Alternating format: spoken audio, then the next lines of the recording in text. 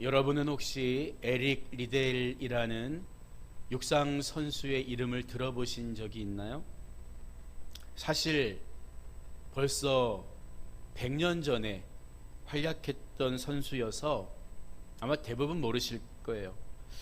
에릭 리델이라는 선수는 당시 육상 200m와 400m 그리고 800m 등에서 세계 신기록을 가지고 있었다고 합니다. 그래서 1924년에 열린 올림픽 경기에서도 당연히 금메달을 딸 것으로 기대가 모아졌었죠.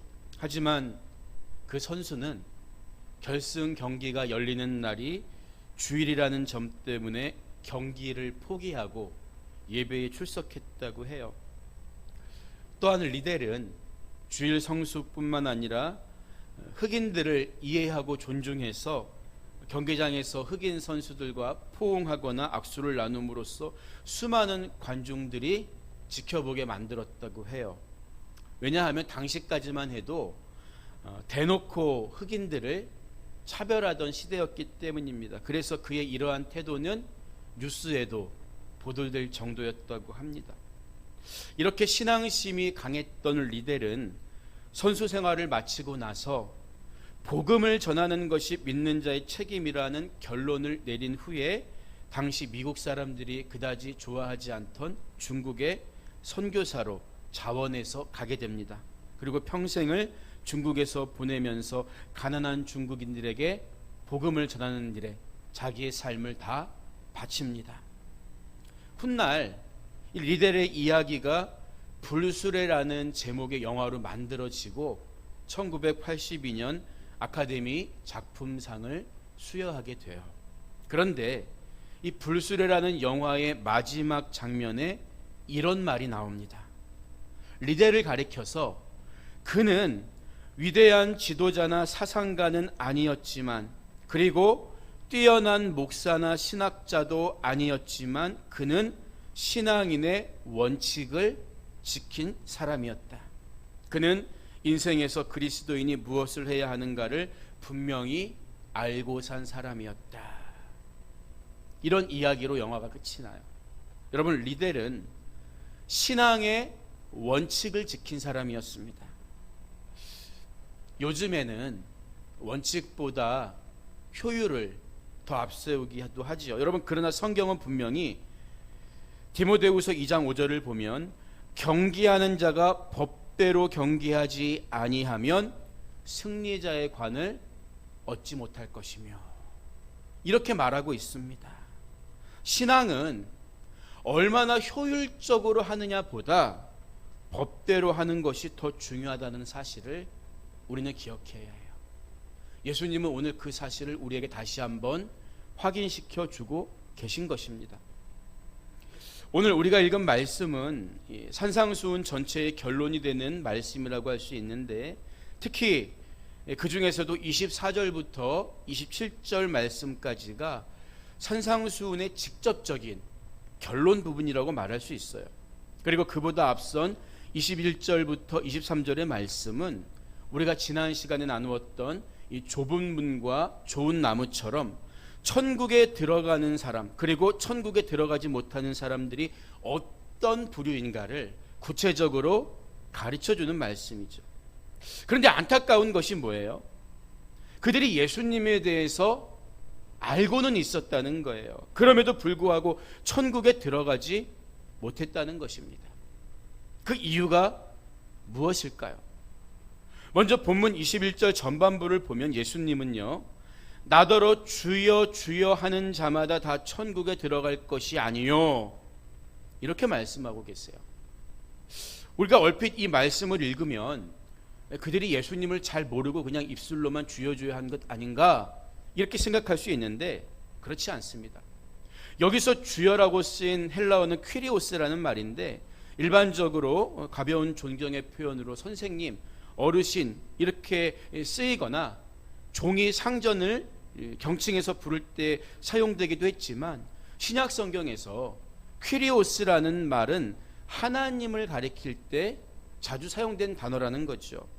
이 구약 성경에서 하나님, 여호와 이렇게 부르는 말과 같은 위격을 가지고 있다는 거예요. 따라서 여기서 예수님을 향해서 주여 주여 하는 자들은 적어도 예수님이 하나님으로부터 온 하나님의 아들이심을 지식적으로 알고 인정하는 사람들을 가리킨다, 이렇게 볼 수 있어요. 아무런 생각 없이 덮어놓고 주여 주여 하는 게 아니라는 거죠. 그들은 예수님이 누구인지 잘 알고 있었어요. 예수님을 주라고 고백한 그들의 그 고백은 허풍이나 거짓이 아니었고 올바른 신앙적 지식을 바탕으로 한 것이었습니다. 그래서 이 말씀이 어떻게 보면 굉장히 충격적인 거예요. 왜 그렇습니까? 우리는 흔히 예수님을 정말 예수님으로 믿고 하나님의 아들로 고백하기만 하면 다 천국에 들어간다, 어떤 이런 교리적으로 이렇게 생각해 왔기 때문이에요. 믿음만으로 부족한 걸까요? 예수님 그 말씀하시는 걸까요? 그래서 이 말씀은 우리가 성경 전체의 숲에서 들여다봐야 하는 거죠. 예를 들어서 베드로를 한번 생각해 보겠습니다. 마태복음 16장을 보면 베드로는 예수님께 당신은 그리스도시며 살아계신 하나님의 아들이십니다, 정확하게 고백을 해요. 하지만 그는 안타깝게도 조금 뒤에 예수님이 십자가를 지실 것을 말리다가 사탄아 내 뒤로 넘어가라, 너는 나를 넘어지게 하는 자로다, 엄청난 책망을 듣게 되죠. 그릇 하나 안에 가장 거룩하고 깨끗한 것과 가장 추하고 더러운 것이 함께 담겨 있는 거예요. 이게 얼마나 안타깝습니까? 우리가 이것을 어떻게 이해해야 할까요? 여러분 생각해 보세요. 베드로가 이 고백을 드리기 전에도 먼저 예수님을 예수님으로 알아본 존재가 있어요. 누구지요? 누굽니까? 귀신들이에요. 귀신들이 귀신같이 알아봅니다. 심지어 성경을 가장 많이 알고 있는 율법학자들, 랍비, 예수님을 따라드는 제자들도 예수님이 누구인지 정확히 몰라볼 때 오히려 귀신들은 벌벌 떨면서도 당신은 하나님의 아들이십니다, 아직 당신의 때가 아닌데 왜 우리를 괴롭게 하십니까? 예수님이 어떤 분인가를 정확히 알았어요, 지적으로. 여러분, 그런데 마귀가 예수님이 어떤 분인가를 알았다고 해서 구원받을 수 있습니까? 아니죠. 이 말은 단순히 예수님이 어떤 분인가에 대해 지적으로 아는 것은, 주님을 주여 주여라고 입으로만 이야기하는 것은 충분하지가 않다는 거예요. 그리고 이어지는 말씀에서 예수님은요, 다만 하늘에 계신 내 아버지의 뜻대로 행하는 자라야 들어가리라, 이렇게 말씀하고 계세요. 여러분, 그러면 하나님은 우리의 믿음보다 행위를 더 중요하게 보신다는 말씀일까요? 더 나아가서 천국에 들어가려면 뭐니 해도 행위가 있어야 들어간다, 공로가 있어야 한다, 그런 의미일까요? 결론부터 말씀드리면 그렇지 않습니다. 예수님의 이 말씀 역시 성경 전체의 숲에서 봐야 우리가 오해하지 않을 수가 있어요. 요한복음 6장을 보면 제자들이 예수님께, 예수님, 우리가 어떻게 해야 하나님의 일을 할 수 있죠? 이렇게 질문하는 장면이 나와요. 그때 예수님은 하나님께서 보내신 일을 믿는 것이 하나님의 일이니라, 이렇게 대답하십니다. 하나님께서 오늘도 저와 여러분에게 원하시는 가장 근본적인 행위가 뭘게요? 뭐겠습니까? 아버지의 뜻대로 행하는 자라야 천국에 들어갈 수 있다고 했는데, 하나님이 오늘도 가장 원하시는 근본적인 행위는 예수님을 믿는 거예요. 예수님을 잘 믿는 게 하나님의 일입니다. 어제나 오늘이나 변함이 없어요. 근데 문제는 뭐예요? 제가 여러 번 말씀드리죠.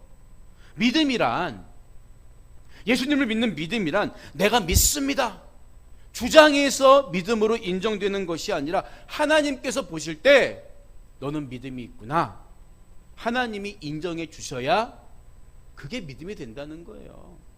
이게 신본주의 신앙입니다. 우리는 믿음을 자꾸만 인본주의적으로 해석을 해요. 인본주의가 뭐예요? 인간의 입장에서 하나님을 바라보고 판단하는 거거든요. 내가 믿는다고 했으니까, 내가 동의를 했으니까 난 믿음이 있는 사람이야. 얼마나 많은 그리스도인들이 이렇게 착각을 하는지 몰라요.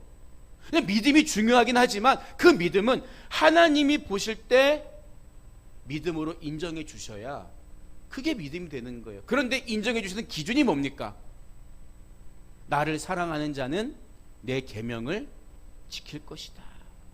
예수님을 믿는 믿음은 그래서 단순한 입술의 고백으로 끝나는 게 아니라 삶의 변화를 수반해야 되는 거예요. 그런데 감사한 것은 이런 삶의 변화와 어떤 선한 행위까지도 내가 가지고 있는 자본으로는 감당할 수가 없어요. 그래서 예수님이 요한복음 15장 9절을 보면요, 아버지께서 나를 사랑하신 것 같이 나도 너희를 사랑하였으니 나의 사랑 안에 거하라. 내가 아버지의 계명을 지켜 그의 사랑 안에 거하는 것 같이 너희도 내 계명을 지키면 내 사랑 안에 거하리라. 포도나무이신 주님 안에 우리가 붙어있기만 하면 우리는 열매를 맺을 수 있다는 거예요. 성령으로 우리 안에 찾아오셔서 우리가 감당할 수 없는 성령의 열매들을 맺을 수 있도록 도와주신다는 거예요. 그러니 우리가 자랑할 게 어디 있습니까? 우리의 공로가 어디 있습니까? 이런 믿음이라야 하나님이 인정해 주신다는 거죠. 여러분, 그렇다면 주여 주여 하면서도 천국에 들어가지 못하는 자들, 예수님이 어떤 분인가 지적으로 정확히 알고 있었음에도 불구하고 천국에 들어가지 못한 자들은 어디서부터 잘못된 걸까요? 그들은 예수님에 대한 지식은 있었지만 아버지의 뜻대로, 쉽게 말하면 아버지가 인정해 주시는 그 방법대로 믿음을 갖고 있지 못한 사람들이었다는 거예요. 바로 불법을 행한 자들입니다. 22절과 23절의 말씀을 보면요, 예수님이 이렇게 말씀하시죠. 그날에 많은 사람이 나더러 이르되 주여 주여 우리가 주의 이름으로 선지자 노릇하며 주의 이름으로 귀신을 쫓아내며 주의 이름으로 많은 권능을 행하지 아니하였나이까 하리니 그때 내가 그들에게 밝히 말하되 내가 너희를 도무지 알지 못하니 불법을 행하는 자들아 내게서 떠나가라 하리라. 이렇게 말씀하세요. 여기서 먼저 우리가 한 가지 알 수 있는 분명한 사실은, 여러분, 아무리 선지자 노릇을 하고 귀신을 쫓아내고 심지어 주의 이름으로 많은 권능을 행해도 단순히 그 현상만 가지고, 보여지는 것만 가지고 하나님의 일이라고 말할 수가 없다는 거예요.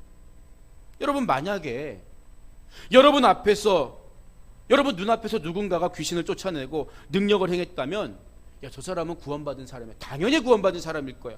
우리 그렇게 생각하지 않겠습니까? 그런데 오늘 예수님 말씀에 따르면 아닐 수도 있다는 거예요. 있다는 거예요. 우리가 지난 시간 들은 말씀과 연관해서 생각해 보세요. 예수님 뭐라 그랬습니까? 열매로 그들을 안다 그랬잖아요. 열매로. 열매가 뭐냐는 게 중요한 거예요. 그 현상을 통해서 결국 하나님이 영광 받으시느냐, 복음이 영화롭게 되느냐, 교회가 덕을 세우느냐, 정말 하나님이 주신 사랑이 그 안에 충만하게 되느냐, 하나님께 집중하게 되느냐, 열매를 보라는 거예요. 여러분,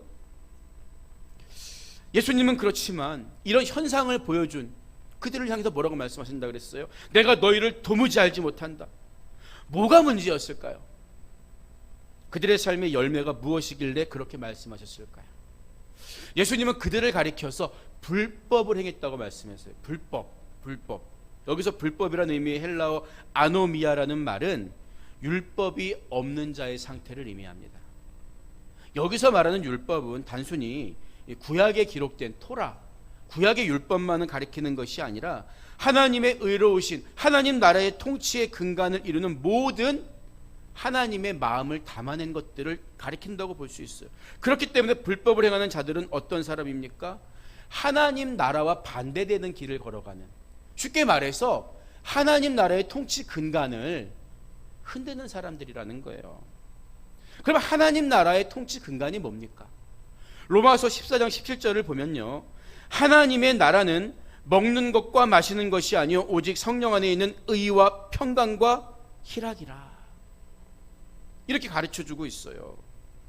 그래서 예수의 이름으로 어떤 권능을 행하든 어떤 사역을 하든 성령의 열매를 맺기보다는 땅에서 먹고 마실 것들, 곧 물질에 집착하거나 자기의 사욕을 쌓아두는 사람들, 거기에 골몰하는 사람들은 주님과 상관없는 불법을 행하는 자들이라는 거예요. 예수님 뭐라고 말씀했습니까? 거저 받았으니 거저 주어라. 이게 사역의 기본 원리예요. 바로 이 안에 성령의 열매들, 의와 평강과 희락이 맺히는데, 불법을 행하는 자들은 어느 순간부터 그 궤도에서 이탈해 가기 시작하는 거예요. 어쩌면 그들도 처음 은혜 받았을 때에는 모든 영광 하나님께 돌리고 주님만 바라보고 겸손했을지도 몰라요. 하지만 그들은 점점 교만해져서 이 땅에 자기의 왕국을 쌓고 자기의 성을 쌓고도 그것이 주님을 위해 한 일이라고 견강부회하는 자들이죠. 주님을 팔아버린, 자기 판단과 생각 가지고 주님을 팔아버린 가룟 유다와 같은 사람들입니다. 여러분, 그렇기 때문에 천국에 들어가는 사람들은 눈에 보이는 어떤 것들을 많이 이루냐, 여기에 중요한 게 아니에요. 주님에 대해서 얼마나 지식적으로 잘 알고 있느냐, 이게 중요한 것이 아닙니다. 하나님에 대한 사랑이 그 안에 넘쳐나고 하나님 아버지와 예수 그리스도의 사랑의 관계 안에 들어와 있는 사람들이에요. 그렇게 열매를 봐야 되는 거예요. 현상을 보지 말고. 포도나무이신 예수님께 온전히 붙어 있음으로 인해서 주님이 맺게 하시는 열매가 풍성해야 주님의 일꾼입니다. 주님은 그런 사람들을 착하고 충성된 종이라고 칭찬하시는 거예요. 아무리 크고 화려해 보여도 결국 이 땅에 성을 쌓고 어떤 인간의 사욕을 위해서, 정욕을 위해서 사람들을 미혹하고 거짓된 열매를 맺으면 그들이 곧 불법을 행하는 자들이다.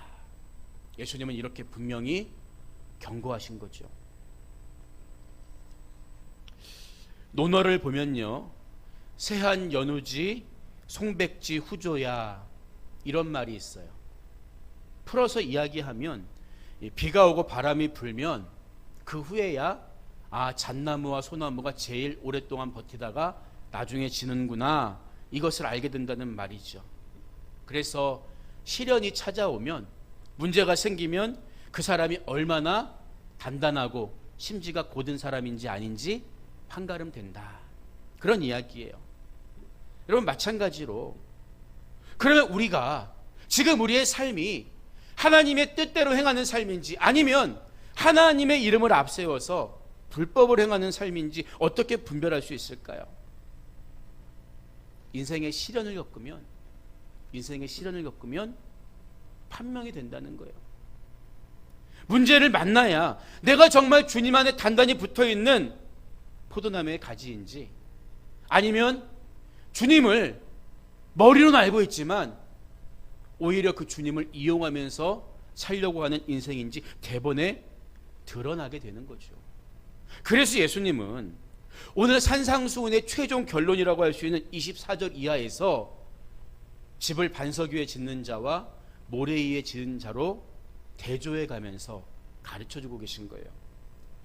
말씀을 보시기 바랍니다. 그러므로 누구든지 나의 이 말을 듣고 행하는 자는 그 집을 반석 위에 지은 지혜로운 사람 같으리니 비가 내리고 창수가 나고 바람이 불어 그 집에 부딪히되 무너지지 아니하나니 이는 주초를 반석 위에 놓은 까닭이요. 나의 이 말을 듣고 행하지 아니하는 자는 그 집을 모래 위에 지은 어리석은 사람 같으리니 비가 내리고 창수가 나고 바람이 불어 그 집에 부딪힘에 무너져 그 무너짐이 심하니라. 이렇게 말씀하십니다. 우리도 비가 많이 오는 지역의 집들을 터 도둠집이라고 해서 이 집안을 좀 높이 잡아서 집을 짓는 그런 문화가 있잖아요. 마찬가지로 예수님이 사셨던 팔레스틴 지역은 이 모래 밑에 석회 안반이 많은 지역입니다. 그래서 집을 지으려면 번거로워도 이 모래를 다 파내고 모래를 걷어내고 안반 위에 기초를 놓아야 튼튼해져요. 그래서 지금도 이스라엘에 가면 돌로 안반 위에 집을 지은 그 집들은 시간이 오래 지나도 튼튼하게 남아 있습니다. 여러분, 그런데 이 지역이 비가 잘 오지 않는 지역이잖아요. 그러니까 사람들이, 게으른 사람들은 굳이 내가 이것을 깊게 땅을 파고 반석 위에 집을 지을 필요가 있겠어? 그냥 모래 위에 대충 짓는 거예요. 문제가 없으면 문제가 안 되거든요. 우리 인생이 그렇잖아요. 문제가 없으면 문제가 없다고 생각을 해요. 그런데 비가 오고 바람이 불면 대번에 모래 위에 지은 집과 반석 위에 지은 집이 구별되는 거예요. 여러분, 마찬가지입니다. 어떤 사람이 정말 하나님의 자녀인가 아닌가, 환난과 시험이 닥쳐와 봐야 구분이 되는 거예요. 평소에는 모릅니다. 오히려 거짓 신앙인들이 진짜 행세를 더 잘할 때가 많아요. 찬송도 크게 부르고 기도할 때 주님의 이름도 간절하게 외쳐요. 그러다가 교회에 문제가 생기거나 아니면 자기 삶에 브레이크가 걸리기 시작하면 대번에 본색을 드러내는 것이 모래 위에 집을 지은 거짓 신앙인들의 특징이에요. 여러분, 하지만 반석 위에 집을 지은 참된 그리스도인들은 시련과 환난 속에 오히려 신앙의 진가가 더 드러나요. 평소에 그 집의 먼지와 반석에 이 때가 다 달라붙어 있었는데 비가 오면 오히려 다 씻겨 나가고, 아, 저 집이 저렇게 단단한 반석 위에 세워졌구나 보여지잖아요. 마찬가지예요. 마치 돌집이 비에 씻겨서 깨끗한 것이 드러나는 것처럼 시련이 지나가면 오히려 그 사람의 삶은 사랑과 인내와 덕이 더 빛나게 돼요. 이렇게 기초를 잘 놓은 성도들의 삶이 하나님이 인정해 주시는 믿음이고 하나님의 뜻대로 행하는 자들의 삶의 모습이라는 거죠. 여러분, 기초와 기본을 우리는 혼동하면 안 됩니다. 기초라는 말이 사물의 기본이 되는 토대를 의미한다면 기본은 어떤 것을 이루기 위해서 가장 먼저 있어야 하는 것을 의미하죠. 여러분, 쉽게 말해서 기초 체력이 있어야 기본기가 만들어져요. 운동선수 같은 경우에 체력은 기초입니다. 기초가 있어야 그 위에 내가 뭐부터 배워야 하지? 기본기가 만들어지는 거예요. 마찬가지라는 거예요. 신앙도 기초와 기본이 있습니다. 여러분, 그래서 기초가 다져지지 않은 신앙에는 기본도 안 세워지는 거예요. 우리 신앙의 기초는 예수 그리스도입니다. 그래서 집을 반석 위에 짓는 사람이란 우리 신앙의 기초가 오직 예수 그리스도 위에 세워진 사람을 의미하는 거예요. 흔들리지 않게 됩니다. 예수가 누구시냐? 나를 피로 값주고 구원하신 나의 구세주이시다. 이게 기초가 되어야 되는 거예요. 이 믿음의 반석 위에서 우리가 말씀에 순종하고 말씀도 읽고 기도도 하고 전도도 하고 봉사도 하고 주님의 일을 감당할 때, 그때 우리는 하나님이 기뻐하시는 하나님의 일을 행할 수가 있는 거예요. 기초가 무너지거나 기초를 잘못 쌓으면 안 됩니다. 예수님이 이 말씀을 마치니까요, 28절 이하를 보니까 예수께서 이 말씀을 마치심에 무리들이 그의 가르치심에 논란이, 이는 그 가르치시는 것이 권위 있는 자와 같고 그들의 서기관들과 같지 아니함일러라, 이렇게 이야기하죠. 여러분, 여기서 이 논란이 이렇게 번역된 헬라어 단어는 이 권투 선수가 마치 시합 중에 상대 선수에게 한 방을 딱 맞고선 그렇게 상태에 빠져서 정신이 혼미해진 그런 상태를 의미하는 단어예요. 그냥 대충 논란 정도가 아니에요. 아주 그냥 영혼이 흔들릴 정도로. 왜 그랬을까요? 예수님이 이 땅에 오시기 전에 400년 동안 이스라엘 백성들은 하나님의 침묵기를 지냅니다. 하나님은 말라기 이후에 더 이상 어떤 선지자도 어떤 이상도 어떤 말씀도 주지 않으셨어요. 더구나 당시 율법학자와 서기관들의 가르침은 온통 하지 말아라, 하지 말아라, 하지 말아라. 우리가 무엇을 통해서 하나님 나라 백성이 되는가에 대한 것은 가르치지 않고 인본주의적인 학문으로 하나님 말씀에 조항을 덧붙여서 사람들을 통제하는 데만 혈안이 되어 있었던 거죠. 성경은 이런 가르침을 초등학문이라고 부르고 있어요. 그러니 살아있는 말씀이 육신되어 오신 예수님의 그 생명의 말씀을 듣고서 얼마나 충격을 받았겠습니까? 여기에 능력이 있는 거예요. 근데 요즘에 가만히 보면 사람들에게 입문하기 대세인 것처럼 보여요. 그래서 설교자들도 어떤 하나님의 말씀을 있는 그대로 전하기보다는 세상에 적당한 학문과 심리학과 여러 가지를 섞어서 사람들 듣기에 아주 그럴듯한, 야, 참 좋은 말이다, 불신자가 들어도 별 탈이 없겠다, 여기에 골몰하고 있는 것 같아요. 여러분, 하지만 사람들의 생각과 사람들의 말이 섞인다면 그것이 하나님 말씀이 될까요? 사람을 살릴 수가 있을까요? 변화시킬 수가 있을까요? 그렇지가 않습니다. 오직 예수 그리스도의 말씀만이 죄악에 빠진 영혼들을 놀래켜서 하나님 품으로 돌아오게 할 수 있는 능력이라는 거예요. 그래서 예수님은 천지는 없어질지언정 내 말은 없어지지 아니하리라 단언하셨고, 그 말씀대로 지금도 예수님 말씀이 살아서 역사하면서 수많은 영혼들을 살리고 변화시키는 일에 우리 가운데 생생히 역사하고 있는 것 아니겠습니까?